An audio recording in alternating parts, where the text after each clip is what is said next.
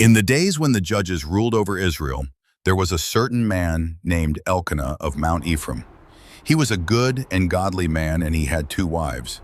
The name of one was Hannah, and the name of the other was Peninnah. Peninnah had children, but Hannah had no children.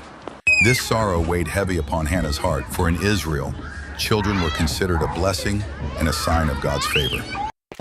Every year Elkanah went up from his city to worship and to sacrifice unto the Lord of hosts in Shiloh. There the priests, the sons of Eli, ministered before the Lord.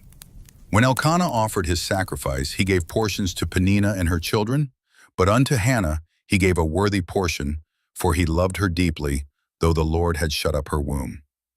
Peninnah, seeing that Hannah had no children, provoked her sore and made her fret, mocking her year after year. Look at all these children running around. They call me Mother. What do they call you, Hannah? Oh, right, nothing. Every year you sit there, staring at that empty lap while I carry blessings in both arms. Maybe if you prayed harder, the Lord would remember you too. Each time they went up to the house of the Lord, Peninnah would taunt Hannah, and Hannah wept and did not eat. Her sorrow consumed her. Elkanah, seeing her grief, said, Hannah, why weepest thou? And why eatest thou not? And why is thy heart grieved? Am not I better to thee than 10 sons? One day after they had eaten and drunk in Shiloh, Hannah rose up and went to the temple of the Lord. There she was in bitterness of soul, and she prayed unto the Lord and wept sore. She vowed a vow and said, O Lord of hosts, if thou wilt indeed look on the affliction of thine handmaid, and remember me, and not forget thine handmaid, but wilt give unto thine handmaid a man-child, then I will give him unto the Lord all the days of his life, and there shall no razor come upon his head. As she continued praying before the Lord, Eli the priest marked her mouth. Now Hannah spake in her heart, only her lips moved, but her voice was not heard. Therefore Eli thought she had been drunken. Eli said unto her, How long wilt thou be drunken? Put away thy wine from thee. No, my lord, I am a woman of a sorrowful spirit. I have drunk neither wine nor strong drink, but have poured out my soul before the Lord. Count not thine handmaid for a daughter of Belial, for out of the abundance of my complaint and grief have I spoken hitherto. Go in peace, and the God of Israel grant thee thy petition that thou hast asked of him. Let thine handmaid find grace in thy sight. So the woman went her way, and did eat, and her countenance was no more sad.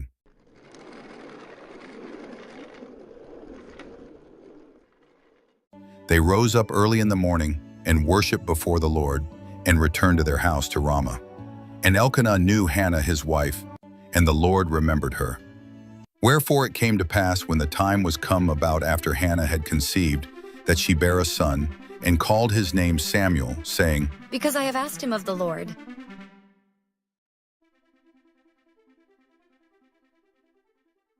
And the man Elkanah and all his house went up to offer unto the Lord the yearly sacrifice, but Hannah went not up. For she said unto her husband, I will not go up until the child be weaned, and then I will bring him, that he may appear before the Lord, and there abide forever. Do what seemeth thee good. Tarry until thou have weaned him. Only the Lord establish his word. So the woman abode, and gave her son suck until she weaned him. And when she had weaned him, she took him up with her, with 3 bullocks, and 1 ephah of flour, and a bottle of wine, and brought him unto the house of the Lord in Shiloh. And the child was young. And they slew a bullock, and brought the child to Eli. And she said, O my Lord, as thy soul liveth, my Lord, I am the woman that stood by thee here, praying unto the Lord. For this child I prayed, and the Lord hath given me my petition, which I asked of him. Therefore also I have lent him to the Lord. As long as he liveth, he shall be lent to the Lord. And he worshipped the Lord there. Then Hannah prayed and said, My heart rejoiceth in the Lord. Mine horn is exalted in the Lord. My mouth is enlarged over mine enemies, because I rejoice in thy salvation. There is none holy as the Lord, for there is none beside thee. Neither is there any rock like our God. Talk no more so exceeding proudly. Let not arrogancy come out of your mouth. For the Lord is a God of knowledge, and by him actions are weighed. The bows of the mighty men are broken, and they that stumbled are girded with strength. They that were full have hired out themselves for bread, and they that were hungry ceased. So that the barren hath borne 7, and she that hath many children is waxed feeble. The Lord killeth and maketh alive. He bringeth down to the grave, and bringeth up. The Lord maketh poor and maketh rich. He bringeth low and lifteth up. He raiseth up the poor out of the dust, and lifteth up the beggar from the dunghill, to set them among princes, and to make them inherit the throne of glory. For the pillars of the earth are the Lord's, and he hath set the world upon them. He will keep the feet of his saints, and the wicked shall be silent in darkness. For by strength shall no man prevail. The adversaries of the Lord shall be broken to pieces. Out of heaven shall he thunder upon them. The Lord shall judge the ends of the earth, and he shall give strength unto his king, and exalt the horn of his anointed. And Elkanah went to Ramah to his house, and the child did minister unto the Lord before Eli the priest.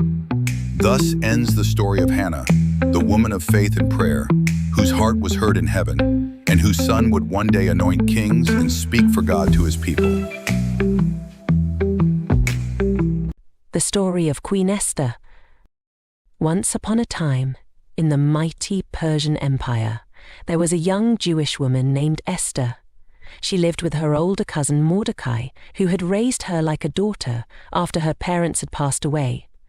The story of Esther unfolds in the ancient city of Susa, where King Xerxes ruled over a vast empire stretching from India to Ethiopia. The king, Xerxes, decided to hold a grand feast to display his power and wealth. At the feast, he asked his queen Vashti to come and show off her beauty to the guests. However, Vashti refused, as she did not want to be treated as a mere object. Angered by this, King Xerxes deposed her and sought a new queen. His servants suggested a beauty contest, where the most beautiful young women in the kingdom would be brought before him, and one would become his new queen. Esther, a humble and kind-hearted young woman, was among the women chosen to appear before the king. Although she was beautiful, she was also intelligent and wise beyond her years. Mordecai, her cousin, advised her to keep her Jewish heritage a secret during the contest, as the king had no knowledge of her background. When Esther entered the king's palace, she found favor with everyone she met, including the king's chief eunuch, Hegai, who was in charge of the women. Hegai gave her the best place in the harem and helped her prepare for her meeting with the king. When Esther finally appeared before King Xerxes, he was captivated by her beauty and wisdom. He crowned her queen and held a grand feast in her honor. While Esther lived in the palace, Mordecai, who worked at the king's gate, uncovered a plot to assassinate King Xerxes. He told Esther, who warned the king, saving his life. The king had the two conspirators punished, but Mordecai's name was not rewarded at that time. Meanwhile, the king's prime minister, Haman, a man of great power, became very upset when Mordecai refused to bow to him. Haman was a proud and arrogant man, and his ego was bruised. He decided to seek revenge on Mordecai, and in his anger plotted to destroy all the Jews in the kingdom. He convinced King Xerxes to issue a decree that on a certain day all Jews would be killed. When Mordecai heard of the decree, he was devastated. He sent word to Esther, urging her to go to the king and plead for the lives of her people. However, Esther knew that approaching the king without being summoned could result in her death, as the law dictated that no one could enter the king's presence uninvited unless the king extended his golden scepter. In a moment of courage, Esther replied to Mordecai, saying, "Go, gather all the Jews, and fast for me. Do not eat or drink for 3 days and nights. I will fast as well, and then I will go to the king, even though it is against the law, and if I perish, I perish." After the 3 days of fasting, Esther put on her royal robes and stood in the inner court of the king's palace.